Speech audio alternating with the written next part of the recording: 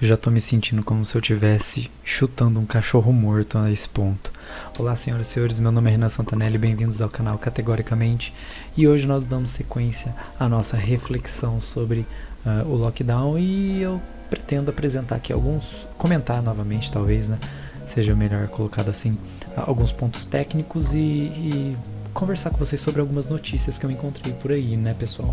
Então, o primeiro ponto é que lockdown ainda não tem nenhuma especificação científica, né? Nenhum estudo científico de fato demonstra qualquer indicativo de que o lockdown ele tem algum ponto positivo na perspectiva de espalhar o vírus de uma maneira mais controlada, né? Digamos assim, uma influência que vá ser benéfica para as pessoas.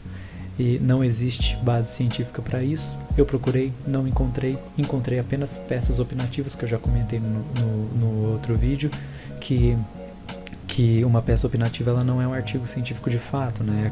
Uma peça opinativa é quando um cientista ele pega parâmetros da cabeça dele, ou da cabeça de amigos cientistas dele, né?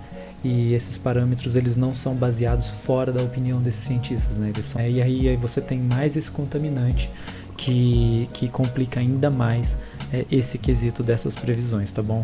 E diferente de alguns cientistas que têm 10 toneladas de currículo, né?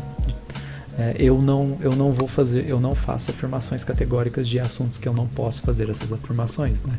Eu deixo muito bem claro que tanto a narrativa mais pessimista quanto a narrativa mais otimista, elas são ambas de natureza especulativa, tá certo, pessoal? O problema não é a mensagem mais pessimista ou otimista, né? É a maneira como você entrega ela. Elas não são verdades comprovadas, elas são especulações, tá bom, pessoal? Bom, e uma questão interessante sobre o lockdown é que o Ferguson, né, o safadinho que fez esse estudo do Imperial College, uma das principais vertentes que afirma que o lockdown, né, que as pessoas utilizam para fomentar a narrativa do lockdown, ele foi pego furando o próprio lockdown e saindo com uma mulher casada, né? Então a gente vê que o cara ele pratica uma ciência questionável e a moral dele também é questionável. Olha só que coincidência, né, pessoal?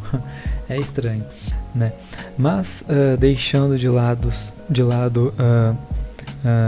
ocorrências carnais, eu já comentei esse artigo que eu vou falar agora um tempo atrás e eu já deixei ele na descrição de um vídeo, eu vou deixar ele novamente, né? Mas é um artigo interessante que avalia a programação envolvida dentro do artigo do Ferguson que ajuda a calcular, né, fazer aquela previsão apocalíptica, e ela foi revisada por vários programadores depois que o artigo foi feito, né? Outros programadores revisaram também, né? E aparentemente a conclusão que essa galera está chegando, né? Eu não sou programador, então eu leio o que eles falam, né? Mas então por isso questionem a minha opinião, vão lá e leiam o artigo de fato, né? A melhor maneira de você formar a sua opinião equilibrada é lendo a informação direta, né? Mas a conclusão que eles chegam é que esse artigo ele é altamente questionável, inclusive a maneira como ele é escrito, ele ignora várias recomendações que as ciências da computação têm de praxe no momento em que você está escrevendo um programa, né? Então, mais uma vertente para refutar essa narrativa e talvez, né, quem sabe, terminar de enterrar esse tipo de assunto, porque já está ficando feio, né, o pessoal que tenta argumentar a favor do lockdown, tá? Como eu disse, eu tô me sentindo chutando um cachorro morto na rua. Bom, outra notícia interessante que saiu semana passada, se eu não me engano, é que uma investigação formal vai estar sendo feita, ou já está sendo feita, né, na verdade, para apurar a metodologia da coleta de estatística, né, das estatísticas do vírus, de mortes principalmente. Então, assim, quem interage comigo no Discord, né, inclusive eu vou deixar o Discord do canal na descrição, então se você puder entra lá pra gente conversar, né? Eu eventualmente vou passar mais tempo por lá também, mas quem interage comigo no Discord já sabe que já tem um bom tempo que eu questiono, né, essa metodologia, que eu já suspeito, né? Suspeito, eu não estou fazendo nenhuma afirmação, tá bom? Mas eu suspeito de que por conta de várias denúncias de familiares de que alguém morreu sei lá, de câncer, ataque cardíaco, e foi colocado na conta do vírus, né, como morte comprovada, tá? Então eu já suspeito, já tem tempos de que os casos de morte comprovada estão sendo colocados junto com os casos de morte suspeita, tá bom? Isso é bastante problemático de um ponto de vista de análise epidemiológica e científica, né, pessoal? Eu acho que eu não preciso nem elaborar tanto aqui, né? Quando você coloca mortes suspeitas junto com as mortes comprovadas, né, isso é um problema, é um contaminante a mais que você está adicionando nessa situação que, pelo amor de Deus, já basta de contaminantes, né, pessoal? Mas é interessante, vamos ver como se desenrola essa questão, tá certo? Eu, inclusive, vou deixar alguns links e artigos sobre isso, né, que demonstram ali algumas coletas, algumas metodologias de coleta em que é estranho, né, o gráfico ele escreve, né, você observa assim que em algum momento do gráfico está escrito, né, novos casos de mortes comprovadas e mortes suspeitas do vírus, porém elas estão juntas nessa estatística, tá bom? Quem me garante que elas não são separadas depois quando elas vão ser computadas, né? Outro ponto interessante que eu acabei de lembrar aqui agora também é que muita gente me pergunta: nossa, Renan, bateu 1000 mortes por dia, né? Aí eu, gente, calma, tá? Essa questão de dados estatísticos ela é muito complicada.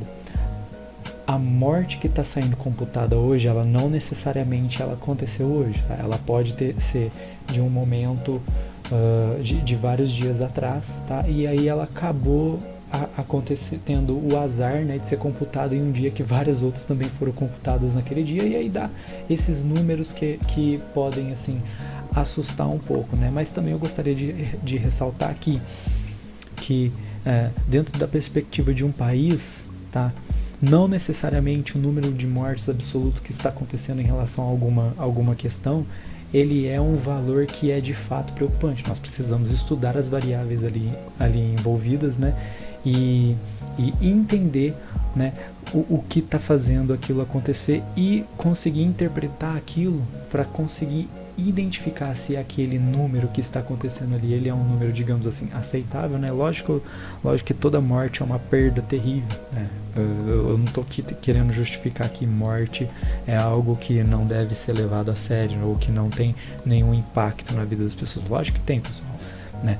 Mas numa perspectiva epidemiológica, quando você pega todo um país, né, é natural que pessoas dentro desse país vão morrer, né? Então é por essa perspectiva que eu estou falando. Então é muito importante nesse momento nós mantermos a calma e tentarmos analisar os dados que nós temos e identificar ali, né, as justificativas que vão falar se esse dado de fato ele é preocupante ou se ele é um dado que, apesar de preocupante, ele tem uma digamos assim, uma justificativa por trás daquilo, né? Eu vou talvez fazer um vídeo focado apenas nisso, né? Porque daí eu elaboro mais profundamente e aí não fica muitas dúvidas no ar em relação àquilo, né? Porque da maneira como eu expliquei aqui superficialmente, né, pode ficar parecendo que eu não dou importância para as mortes que aconteceram. E óbvio que não, né? Toda morte ela é terrível e devastadora na vida, principalmente das pessoas que são mais próximas da pessoa que morreu, tá bom? Bom, e para fechar com chave de ouro, né, toda essa questão do lockdown, né, nós temos a Suécia, que é um exemplo em que o mundo estava começando a seguir, porque ele foi um país em que ele não adotou lockdown de fato, ele apenas adotou medidas preventivas, né, adotou prudência. E tem ali do lado a Noruega, né, que teve um número de mortes menores, tá bom? E que o pessoal estava utilizando para refutar a posologia que a Suécia usou. Porém, é aquele mesmo ponto que eu apontei no meu primeiro vídeo sobre o vírus, né? Você comparar países de maneira direta, um do lado do outro, assim, não é uma boa comparação, principalmente a nível epidemiológico. Você precisa colocar um do lado do outro, dissecar as variáveis que um está imerso, dissecar as variáveis que o outro está imerso e dissecar também aquelas variáveis que ambos estão imersos, porém elas estão em intensidades diferentes em cada um, e aí discutir aquilo e chegar numa conclusão. né? Que é o que um artigo científico faz, tá? A conclusão que o pessoal estava observando da Suécia é que, pelo fato deles não terem implementado um lockdown, né, eles tiveram um número um pouco maior de mortes, porém a sua economia foi preservada, e esse número maior de mortes ele não foi significativo a ponto de você poder de fato falar que foi por causa do que eles não fizeram lockdown. E aí, né, já havia um pequeno grande porém nessa situação toda, tá? Se você for estudar a fundo, e é exatamente por causa disso que eu recomendo você sempre estudar a fundo o assunto que você quer formar a sua opinião, porque daí evita de você ser manipulado, é que se você pegar a estatística da Suécia e dividir ela em faixa etárias e comorbidades, você vai ver que a maioria das pessoas que morreram, tá? E eu não estou menosprezando as pessoas mais idosas, tá bom? Eu observar que algo acontece não é menosprezar, não é atacar uma pessoa, eu estou apenas observando o que acontece, tá? Que é o que a avaliação epidemiológica faz, né? Você vai ver que quase 70%, mais ou menos 70% das pessoas que morreram na Suécia foram pessoas de, se eu não me engano, de 65 anos para cima, né? Então, e o porquê que isso aconteceu? Porque lá na Suécia teve um surto muito grande nas casas de repouso, que são enormes. Em contrapartida, na Noruega, né, isso também aconteceu, porém em menor número, porque as casas de repouso lá elas são de menor tamanho, né, comparadas com a Suécia, né. Obviamente essa é apenas uma variável, existem várias outras variáveis que justificam porque que os países têm essa diferença em termos do comportamento do vírus, né. Mas a hora que você isola essas questões que podem ser assim de fato um contaminante mais ou menos, você vê que a Suécia ela tem ali um patamar bastante parecido com a Noruega, tá? E aí você chega no cúmulo que saiu uma entrevista, né? Um artigo jornalístico, tá, pessoal? Ontem ou hoje, eu não me lembro quando eu vi, em que a própria Noruega, ela assume que o lockdown lá não fez porcaria nenhuma, não fez diferença nenhuma, né? Então, os próprios oficiais do país admitindo que o lockdown não teve uma incidência de influência no espalhamento desse vírus, tá? Eu vejo isso, para fechar esse assunto, com uma chave de ouro, né?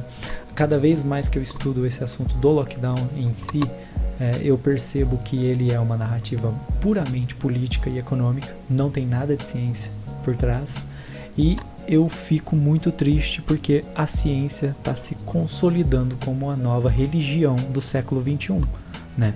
Onde você tem o cientista, ele é uma ponto de referência, um padre, né? E aí você tem os seus seguidores extremistas, que falam, a ciência ela prova verdades, a ciência ela tem um método científico que ele chega na verdade, né? Mas essa nem é mesmo a natureza que a ciência se propõe a provar, né? A ciência ela é uma ferramenta puramente investigativa, baseada no conhecimento empírico, que é naturalmente falho. Então nós temos essa contaminação, né, desse tipo de conhecimento, em que ele é usado e através de uma engenharia social você consegue manipular uma porcentagem expressiva da população, né, utilizando a autoridade estabelecida que a ciência tem para falar, olha, eu sou ciência, eu digo isso, logo isso é verdade. Então, pessoal, por isso que eu sempre falo, questionem os cientistas, me questionem o político que você gosta, questionem o youtuber com 500 toneladas de currículo que você gosta também, tá? A natureza desses dados ela é puramente especulativa, tá bom? Ela não é uma verdade estabelecida, ok? E logo eu solto mais vídeos em relação ao lockdown, comentando alguns aspectos mais técnicos para desmistificar alguns pontos em que algumas pessoas levantaram para mim no meu e-mail e no meu privado do Discord, tá bom, pessoal? Se você aguentou esse show de horrores até aqui, eu agradeço muito. Se possível, compartilhe, deixe o seu like, deixe o seu comentário, deixe sua opinião, né? Vamos interagir e logo eu solto mais vídeos, tá bom? Fiquem todos bem e até mais.